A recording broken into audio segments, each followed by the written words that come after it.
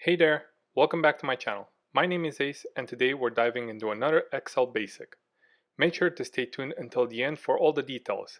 But before we get started, don't forget to hit that like button, subscribe to our channel, and turn on notifications so you never miss out on our latest content.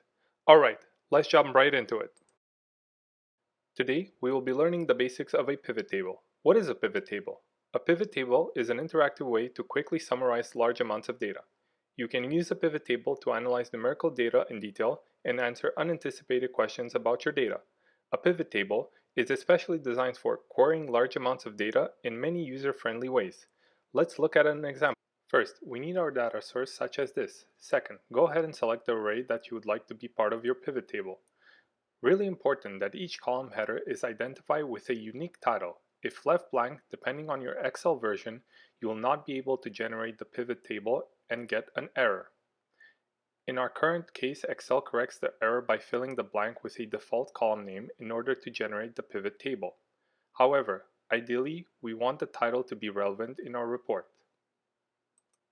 Once you made your selection and make sure that all column headers have a title, go ahead and select Insert and insert Pivot Table. Here, you'll have the choice to either create the pivot table in an existing sheet or a new sheet. Let's go ahead and select New Sheet. As you can see, on the right hand side of your spreadsheet, we have now access to pivot table fields. Here, we will be able to organize our pivot table how we like. Simply drag and drop the column data in the field that most suits your needs. Let's say that we want to see the distribution of products per employee. First, drag the employee column into the rows field. Second, drag the distribution column into the column field.